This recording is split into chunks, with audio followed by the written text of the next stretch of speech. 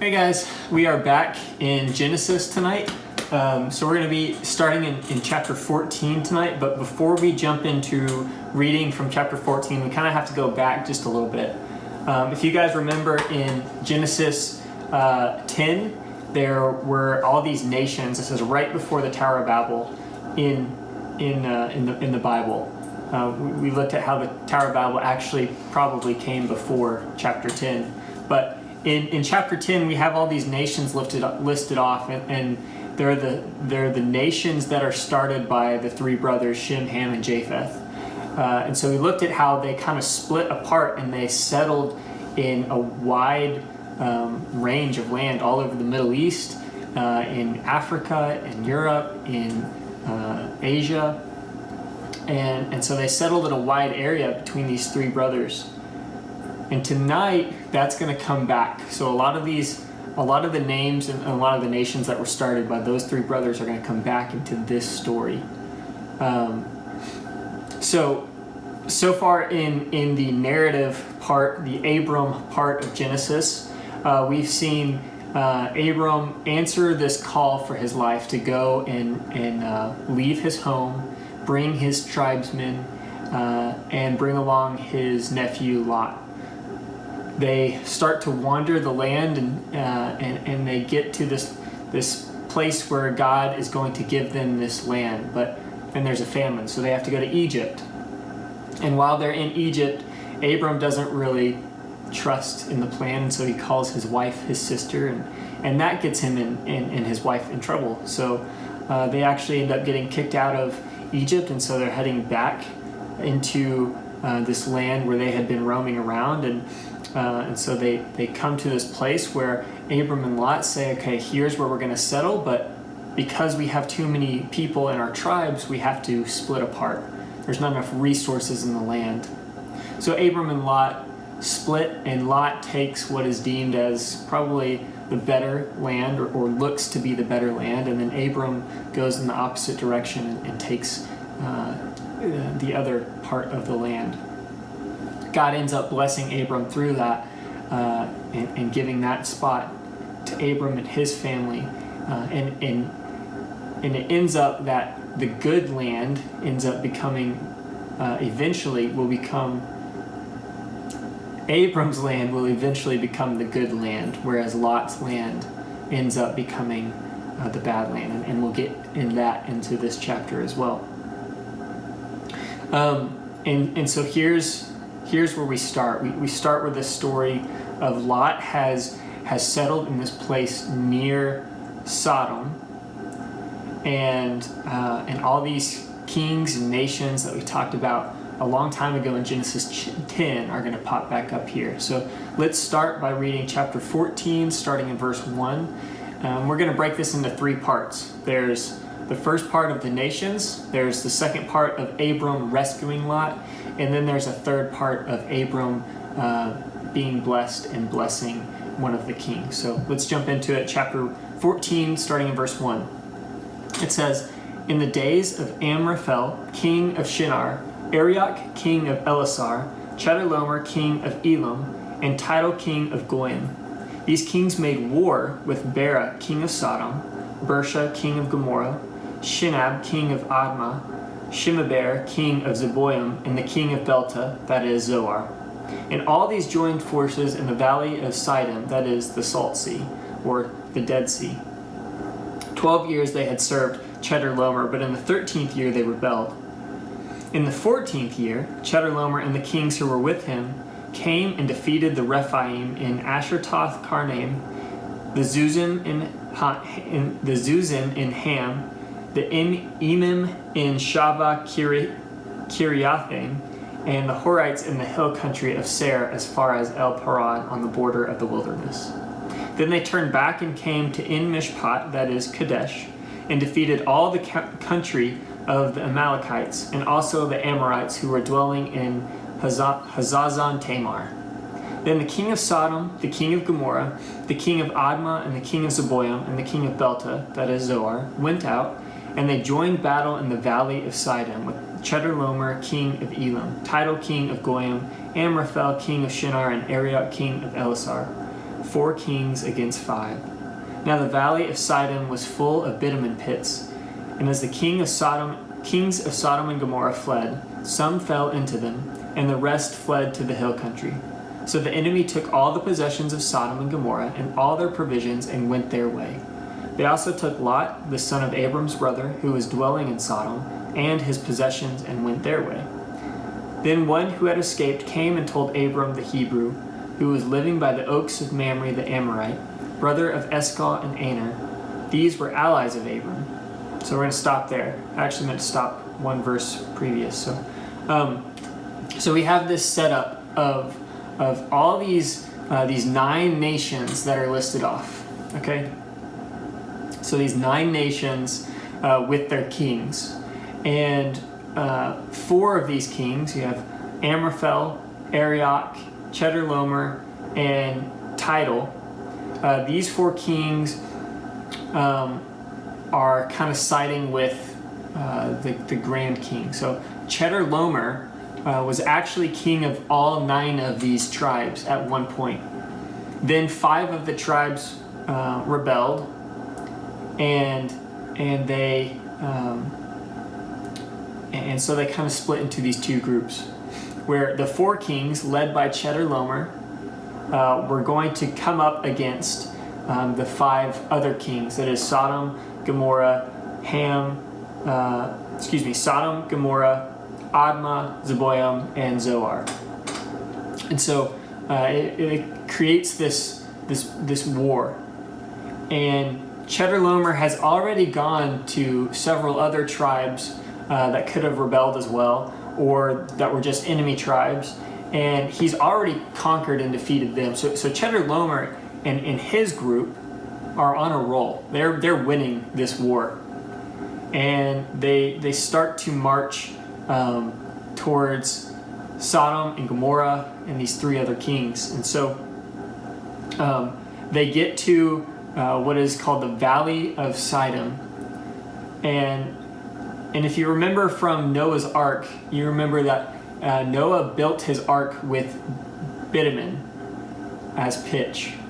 And so think of bitumen pits as like tar pits. That's probably the closest description we could think of. So they go to this valley that's full of tar pits, and the 4 kings going up against Chedorlaomer, 5 kings going up against Chedorlaomer, they get their butts kicked, and they end up fleeing, but because they're getting chased by an army, they're falling into these tar pits and getting wiped out. It's not good for Sodom and Gomorrah and these 5 kings. In verse 12, it says, they also took Lot, the son of Abram's brother, who was dwelling in Sodom, and his possessions, and went their way. And so, because Lot had chosen to settle near Sodom, when this invading army came in to defeat the kings of Sodom and Gomorrah, they also took Lot's stuff and kidnapped Lot. Because we know, looking from previous chapters, that Lot was a pretty wealthy guy. He had a lot of people in his tribe, he had a lot of cattle, he had a lot of livestock. So Lot was a wealthy guy, and they took all of that from him. And so this kind of echoes what I was talking about earlier, that Lot chose what was good in that moment, the land that was good in that moment, but it ended up hurting him in the long run because he settled next to this evil city, Sodom. So the second part, we hear of a messenger getting back to Abram saying that Lot has been kidnapped, and it says this in 13. Then one who had escaped and told Abram the Hebrew, who was living by the oaks of Mamre the Amorite, brother of Eshcol and of Aner. These were allies of Abram. And when Abram heard that his kinsmen had been taken captive, he led forth his trained men, born in the house, 318 of them, and went in pursuit as far as Dan. And he divided his forces against them by night, he and his servants, and defeated them and pursued them to Hobah, north of Damascus. Then he brought back all the possessions and also brought back his kinsman Lot with his possessions and the women and the people. So Chedorlaomer and his group of kings are on a roll. They're winning the war. They've defeated pretty much everyone standing in their way. But they kidnap Lot. And so when Abram hears about this, he gathers forth his trained men. Now, this is one of the only examples that we have of this Hebrew phrase that we translate as trained men. And this is kind of the beginning of a military. Abram wasn't just gathering his herdsmen and his farmers and taking them off to a military battle. But these were trained people who their jobs were to be in the military. This is the first example of that. And so these are intense guys. This would have been the first example of this in Israelite culture. So these trained men go out and they split up at night. And so Abram's tactics, his strategy, was to catch Chedorlaomer and his forces off guard at night, and even splits up his forces to do so. And even though Chedorlaomer has been defeating everyone up until this point, Abram easily defeats them, and he drives them back and chases them all the way back to Hobah, north of Damascus, which was a long way. He ends up getting all the possessions back that were taken from Sodom, Gomorrah, and these other conquered tribes and conquered nations.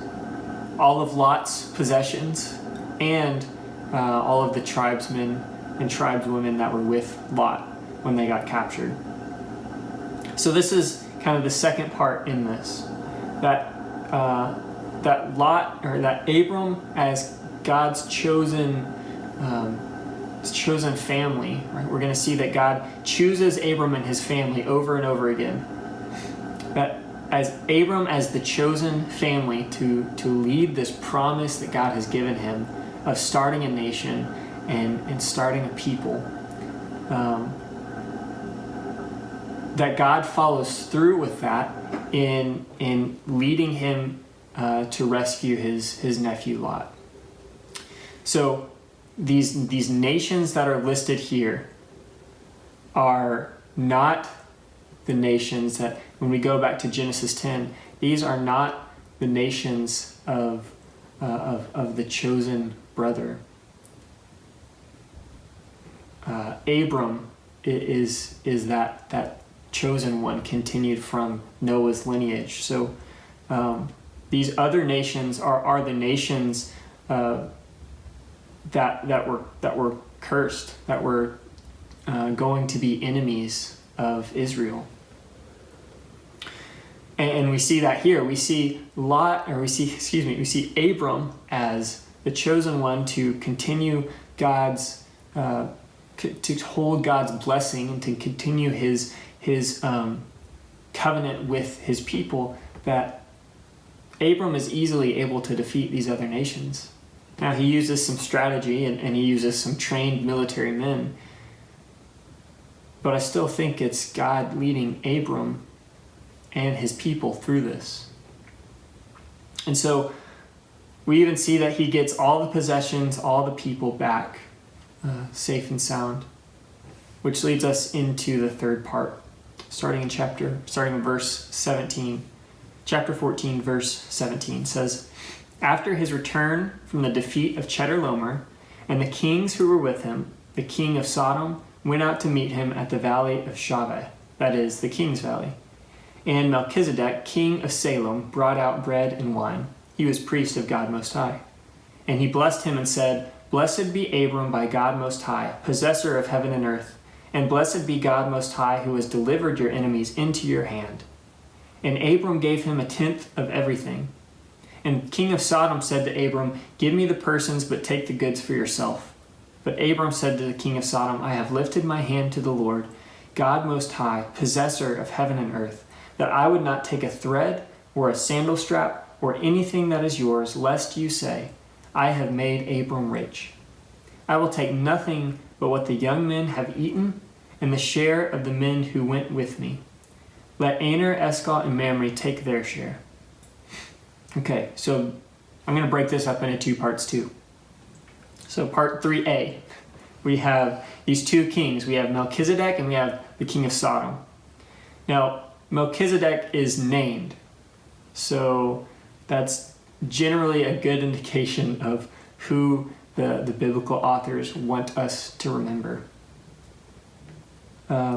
So we get Melchizedek. He is called priest of God Most High. And so this is important because it's going to tie in with the rest of the Old Testament. Melchizedek was king of Salem. And a lot of biblical scholars believe that Salem is a shortened form of Jerusalem. Right? So you have king of Salem, king of Jerusalem. So Melchizedek was king of Jerusalem. And he's also called priest of God Most High. So we have this example of a Jerusalem king who followed Yahweh's commands and who was a priest of Yahweh. Does that remind you of anyone in the Old Testament? Because it should. David was supposed to be like Melchizedek. And in fact, when we talk about Jesus, and Jesus is kind of telling of his background and his lineage, he talks about that he is of the line of Melchizedek. And what's interesting about that is later on in Exodus and Leviticus, we have the Levitical priests. So the one of the tribes of Israel, one of the 12 tribes, the Levites, they become the tribe that is designated as priests. They become the tribe who handles the Holy of Holies, the Ark of the Covenant. They are the chosen tribe. But in David and in Jesus, they reference Melchizedek and not the Levites. So what's interesting about that is that Melchizedek is kind of the ultimate example of a priestly king. Not the Levites, but Melchizedek. And so this is the first example of a priest of God Most High, but certainly the first example of a priestly God, a priestly king who worships God. So this is important because it sets up David and it sets up later in the New Testament Jesus as being from the line of Melchizedek. Melchizedek says this: he brings out bread and wine, which is also a reference to Jesus in the New Testament as Jesus, our priestly king and God, who gave us bread and wine that resembles his body broken on the cross. He brings out bread and wine and he says, "Blessed be Abram by God Most High, possessor of heaven and earth, and blessed be God Most High, who has delivered your enemies into your hand." And so Melchizedek recognizes that everything that has just happened with Abram defeating Chedorlaomer and these kings, that it was all God's doing. God was the one who delivered his enemies into Abram's hand, and God is the one who possesses all heaven and earth. He possesses the land that Chedorlaomer was trying to conquer. He possesses the people. He possesses everything that he created. And so they're giving honor and they're giving worship and glory to Yahweh God, who deserved it this whole entire time. We see worship out of Melchizedek and Abram. And because of that, because Abram saw Melchizedek worshiping Yahweh, Abram gave Melchizedek a tenth of everything. So this is before he splits it up to his brothers, before he gives things back to the kings of Sodom, kings of Gomorrah, to all these other kings, and to his nephew Lot. He gives a tenth of everything to Melchizedek. That means a tenth of the possessions that were taken from all these other nations, a tenth of the things that were taken from Lot, a tenth of everything.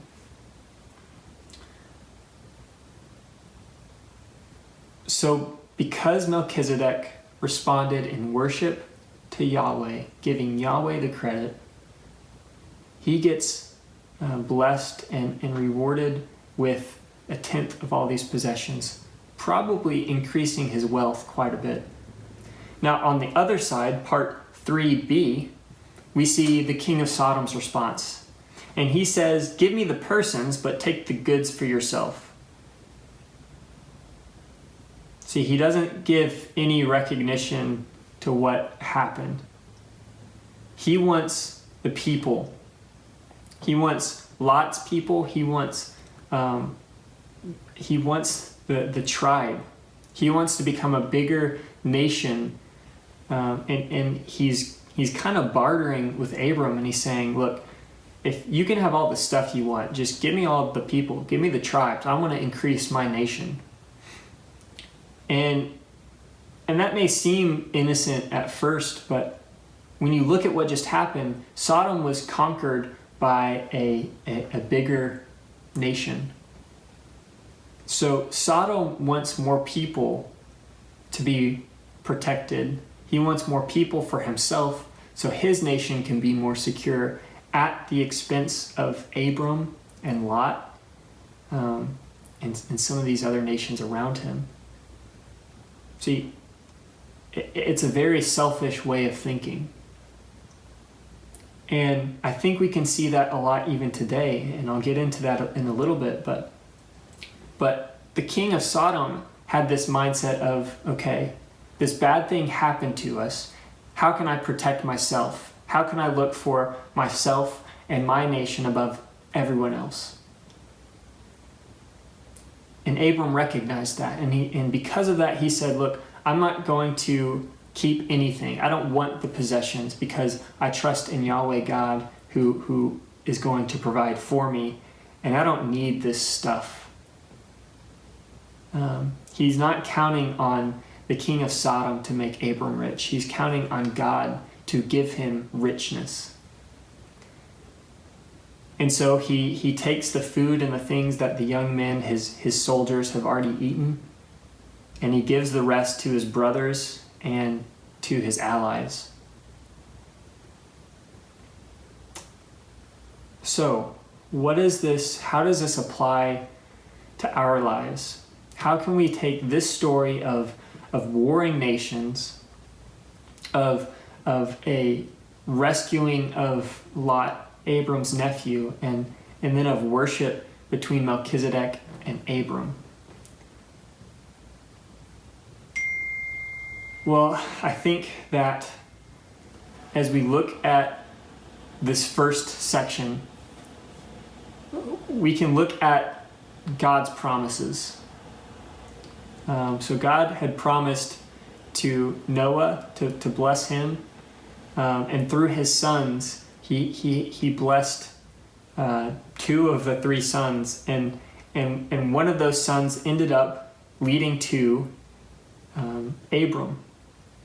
And Abram was promised that he would be blessed, and he would continue on that blessing as God's chosen people, as God's chosen man to continue God's work. And so God is following through on that promise to his people and to Abram, that he will protect Abram and his family. He will curse those who go against Abram, and he will bless those who help Abram. We can see that here in how easily Chedorlaomer was defeated by Abram and his men. And then we see in part 2 how Lot, in his selfishness and greediness, and wanting the best things for himself, that didn't end up too well for him down the road.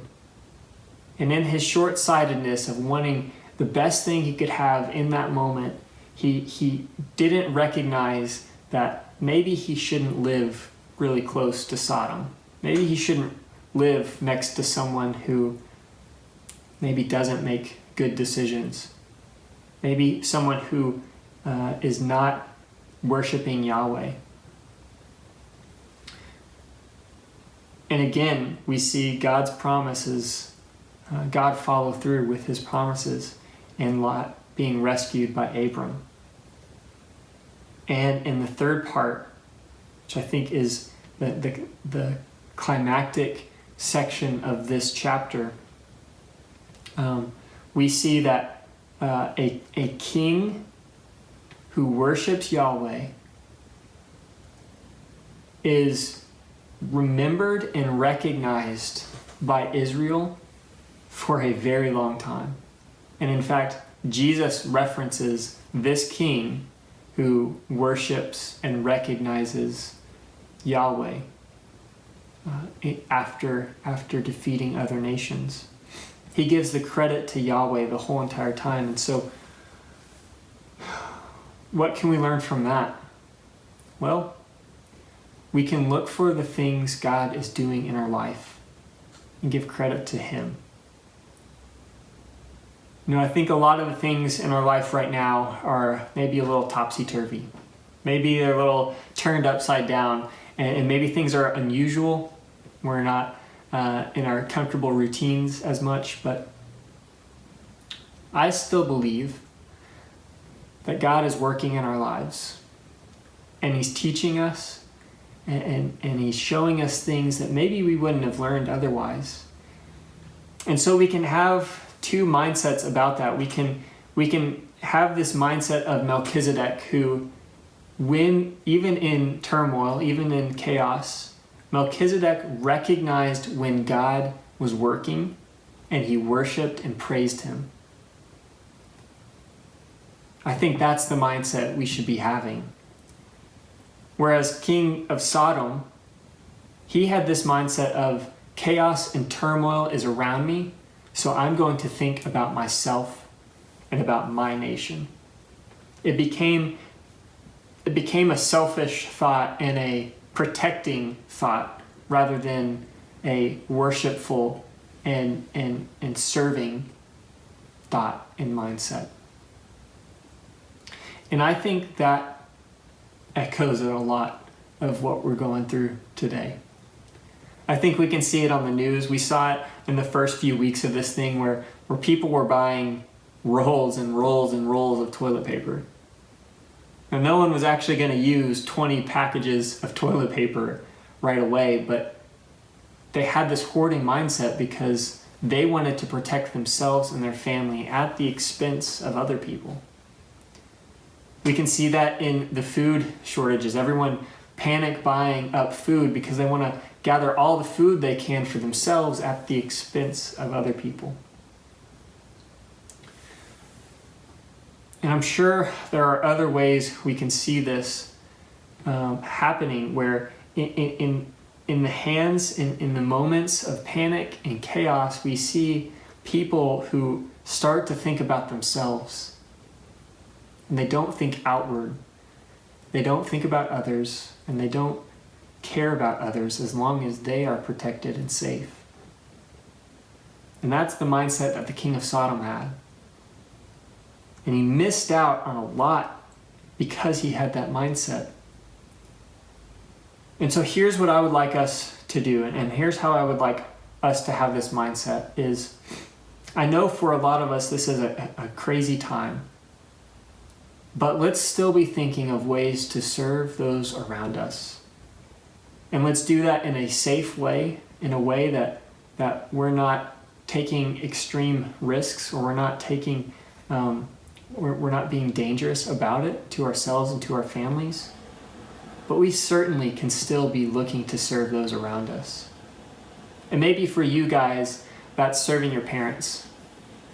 Maybe they're working still and they're kind of adapting to being stay-at-home parents, teachers, or maybe they're having to do both work and these other new jobs that they have in quarantine.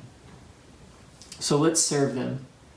Let's give back to our families and our parents. I also want to recognize that you guys who have gone and driven and given cookies and snacks and kits to people to cheer them up. Wow, that is so cool. And I'm so proud of you guys for doing that. I want to say thank you for that. Because that's serving your church. And it's doing it in a way where you can be 6 feet apart, you can do it safely, but you're still thinking about others. And that's awesome. I really want to applaud you guys on that. Let's have this mindset of serving others even in the midst of chaos and uncertainty. And let's have the mindset of giving God the glory, the worship, and the honor that he deserves, even when we don't necessarily know how things are going to turn up. Even when things aren't normal for us, to still give God that credit and that honor. Let me pray for us, and then we'll hop onto Zoom and have a little discussion tonight. Father, thank you for following through with your promises. We see that in the nations that were warring and how Abram came through and defeated them because you were on his side and you had promised him. And Lord, you've given us promises. You've given us promises that through Jesus, we can find hope. We can find joy. We can find salvation in you and new life in you. And you have promised that because of your death on the cross, we have access to Yahweh God, just like we did in the garden. We can speak to our Father in heaven. And Jesus, you have promised to be with us, that your Spirit will be with us. And I pray that we be a Spirit-led youth group and church. Pray that you would be working in our students' lives, making them more like you. And Lord, that we could celebrate those things together. So Lord, we ask that you would still be working in our lives. Remind us of the things that we have to be thankful for and to give you the credit and worship for. And Lord, let us be a people that seek your things. God, we love you and we thank you so much for loving us. I thank you so much for these students. And I look forward to seeing them once again. Until then, Lord, just keep working in our lives. In Jesus' name, amen. All right, guys, let's hop on a Zoom and I will see you guys in a few minutes. See you guys.